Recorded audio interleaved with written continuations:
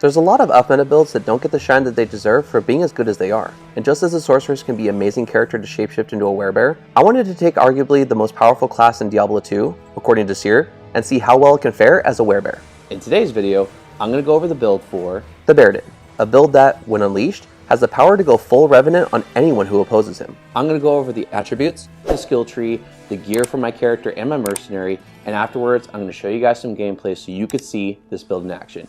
But do keep in mind that when it comes to this build, there are different ways you can be able to gear the character depending on your needs, whether you're trying to go for maximum DPS, you're trying to do a Electrifying character, or a hybrid of the two. Just keep in mind when it comes to looking at the gear choices that I'm going to be choosing, that you can choose alternative gear depending on the demand that you have for your build. Before we actually get into the build, the comment shout out for this video is going to be Silvano Preziosi from my Endgame Demon Machine Sorceress build guide, whom appreciated the Spaceballs reference. My very first Mel Brooks movie, and a very underrated one at that. If you haven't seen it yet, you definitely owe it to yourself to give it a watch. Now let's go ahead and get into the video.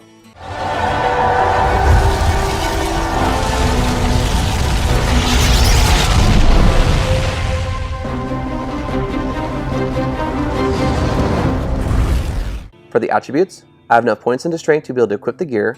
I'm not going to be using Holy Shield to increase our max block, so all the remaining points are going to go into Vitality. For the skill trees, there's nothing invested into the combat skill tree, as you cannot use any of them while you're shapeshifted into a werebear. Moving on to the defense 4 skill tree, I have maxed out Resist Lightning, Salvation, and Vigor to be able to move around faster in werebear form. Moving on to the offensive ore skill tree, Conviction needs to be at the negative 145 resist all, so that once battle command is used, it'll then increase to the max of negative 150 resist all. There's quite a bit of additional points left, so I maxed out Resist Fire, as the two most important resistances to focus on are Fire and Lightning. And with the remaining points, you can put them into Cleansing if you want to get curses off you faster. It's great for Chaos and Bale farming especially. However, I put the remaining points into Blessed Aim to be able to help increase his attack rating passively. For the gear, do keep in mind that this is a hero edited character. All the items that you see here are not single self found on single player offline, nor do I play online to be able to have someone assist me with helping me get these items to the showcase in this video. I wanted to put this build together myself to be able to show if it would be worth the time and the resources needed to be able to make it effective, in case anyone would be curious to be able to build this out for themselves, and also just for the spectacle of the concept itself. The Helm and Shield are dual dreams for the combined level 30 Holy Shock aura, as this will be the other source of dealing damage aside from physically attacking. They also have faster hit recovery, boost to vitality, mana based on character level, all resistance, and some magic find. The Amulet is Hydler's Wrath for the plus to skills, IAS, Deadly Strike based on character level, and lightning resistance. The body armor is Enigma to teleport around when not in werebear form, and also adds some plus to skills, faster run walk while in werebear form, strength based on character level, physical damage reduction, plus to life after each kill, and magic find. The weapon he's going to be using, once shapeshifted into a werebear, is going to be Griswold's Redemption socketed with shell runes to be able to increase his IAS, but the weapon itself also has enhanced damage, and added % damage to the undead. The boots are Gore Riders for the faster run walk, Crushing Blow, Deadly Strike, and Open Wounds. The first ring is Ravenfrost for the attack rating, dexterity, mana, and cannot be frozen. The belt is String of Ears for the life leech and physical damage reduction. The second ring is a rare dual leech ring. The gloves are Laying of Hands for the IAS, added % damage to demons, and fire resistance. On switch, he's using the staple CTA and Spirit combo to be able to boost mine and my mercenary's health. In the inventory is my cube that has the Beast Rune word to be able to shapeshift into a werebear. Then there's both tomes, Torch, Annie, and the Grand Charms and Small Charms are all assorted mixes of attack rating, max damage, faster hit recovery, life, and faster run walk. And the Crack of the Heavens Thunder Charm to ensure that nothing we fight is lightning immune. For the additional stats, he has 23% physical damage reduction, 15% life leech, 6% mana leech, 160% increased attack speed, 81% faster run walk, 79% faster hit recovery, and 52% deadly strike, meaning dealing double damage. For the Mercenary, because I'm using Infinity myself once I'm shapeshifted, I wanted to try something a bit different that hopefully can add to this build. This will be somewhat of a combination of the Act 2 Reaper's Toll Mercenary, along with the Act 1 Faith Mercenary, and it's the Act 5 Frenzy Mercenary using Andario's Visage, Fortitude for the body armor, and Hustle for the first weapon, and the second one is going to be Lawbringer. An Act 1 Faith Mercenary would have a higher Fanaticism aura, however, Hustle at least still has the Fanaticism aura, granted it's very low, but it still will be able to help out with our increased attack speed. Additionally, he will get a burst of speed proc to attack even faster, helping him to proc to Grabify from Lawbringer much more often, both lowering an enemy's physical resistance and slowing them down. With the added bonus of how aggressive he is and would be more often to stay with you during fights, unlike the Act 1 Mercenary that would hang back as a ranged character, this Mercenary setup would hopefully add to this build in several different ways, and I'm excited to try it out and to see how well it plays out. However, I do understand that the typical Mercenary that you'd use with this build would be a Reaper's Toll Mercenary to be able to decrepify everything.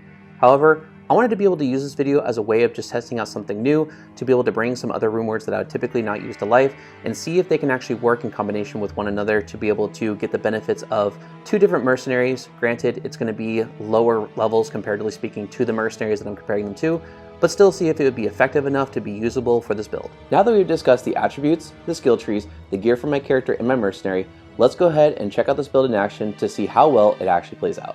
There are some items that you can use as pre-buffs to make this build play out even better. None of these are mandatory, but they can give you a boost that you may feel this build needs. The first one's going to be Metamorphosis. Using this when shapeshifted can add the mark of the bear to be able to give you increased attack speed and physical damage reduction. Then there's two different options for one of the assassin skills that you can use. Either using a hustle weapon for the burst of speed proc to attack even faster, as well as move even quicker, or treachery for the fade proc to boost your resistances and add physical damage reduction.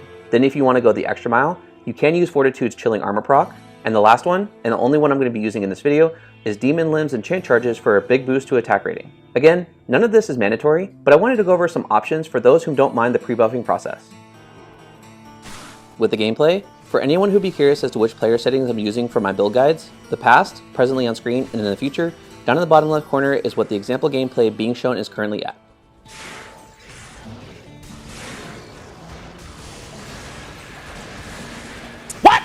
Hello, cutie pie. Literally pre-buffed in the first run in, no testing it out prior, and this is players 1. If there was a reason you need to try this build, I don't know what other reason you would need aside from this.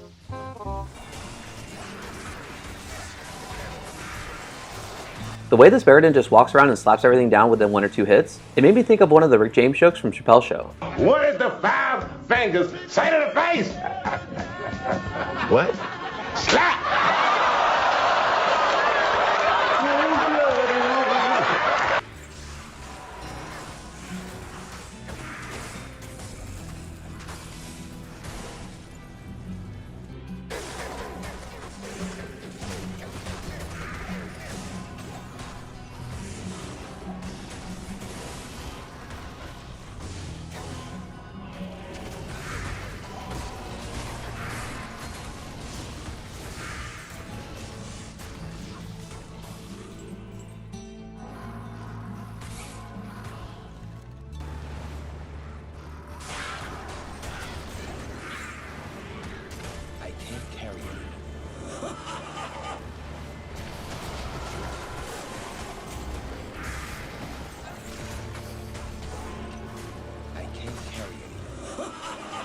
My brothers will not have died in vain.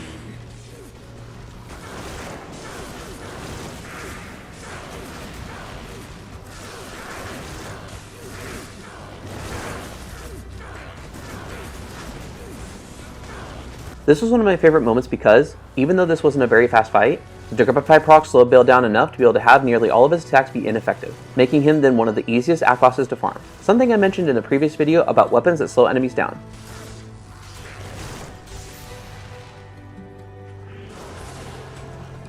I think I enjoyed taking this build through Chaos more than anywhere else.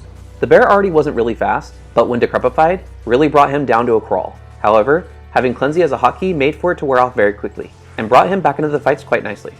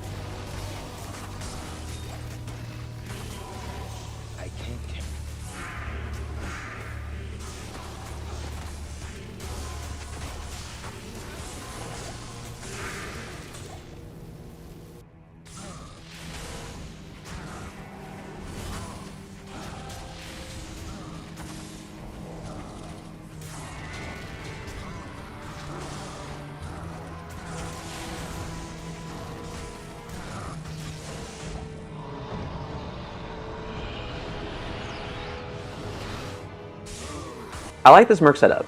Granted, this build honestly doesn't need a Mercenary at all, and with considering that the radius for the Phantasm aura from the Hustle Moonboard is pathetically small, if he is fighting in a mob with you, it really helps to make clearing the area very easy.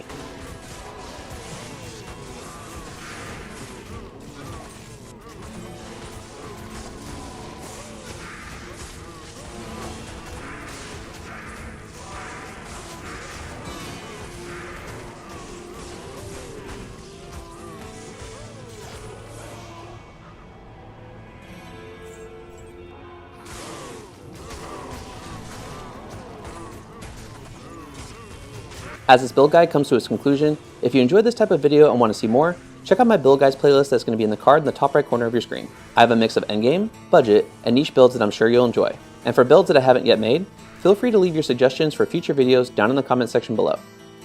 And that's going to wrap it up for today's video. I hope you enjoyed it and were able to see if this build would be something that you would be interested in going into the future, and if anything, at least just enjoyed the video. If you like this kind of content and want to see more, hit the subscribe button and hit the bell notification to be notified whenever a new video comes out. Come on. Come on. Come on, then. There you are. There you are. And if you like this video, please let me know by leaving a like. It really is appreciated to be able to help my channel to grow. And if you want to see more of my Diablo 2 Resurrected content, make sure to click the card in the corner up above to check out my Diablo 2 Resurrected playlist with a lot of videos already in it, with a lot more coming in the very near future. Other than that, I hope you guys are staying safe, and I'll see you guys in the next video. Take care.